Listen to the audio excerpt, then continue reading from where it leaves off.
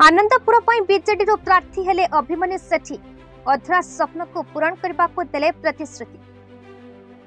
BJD आज तार षष्ठ प्रार्थी तालिका घोषणा करथिबा बेले आनंदपुर निर्वाचन मंडली रे नवागत अभिमन्यु सेठी को टिकेट मिली। ए आसनरु किए टिकेट पाइबे ताहाकु नै मासे हेला आलोचना पर्यालोचना हेउथिबा बेले आज दिन 11टा बेले तार अंत घटिछि। बीजेडी सुप्रीमो नवागत अभिमन्यु उपरे आस्था प्रकट करी तांको नाम को घोषणा करिसेंती, जहाकु नै बीजेडी शिविर रे आनंदर लहरी खेली जाइछि। समर्थक माने बाण फुटाई खुशी मनाइछंती। टिकेट पाइबा परे अभिमन्यु मुख्यमंत्री को कृतज्ञता जणाइबा सह ए निर्वाचन मंडली रे रहि जाइथिबा अधूरा स्वप्न को पूरण करबे बोली कहिसेंती।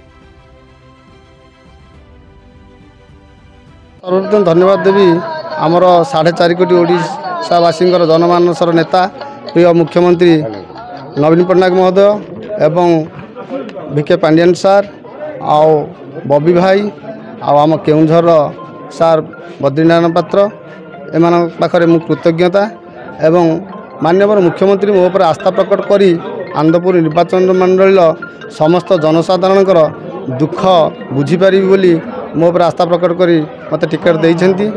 मु निश्चित रूपे आम बिजु जनता दल जेते गुड़ाई योजना मान सब अच्छी जन्मरू मृत्यु पर्यंत जेते सब योजना ताहा लोक मैंने पाइपर कि नहीं से दृष्टि देवी ना निश्चित ताकू सजाड़ा चेष्टा करी कहीं एटी जमी असंतुष्ट न रुहंती कारण एत गुड़ाए योजना थिबा सत्वे जदि आमर लोक मैंने असंतुष्ट रुहंती ये आदौ ठीक नुह।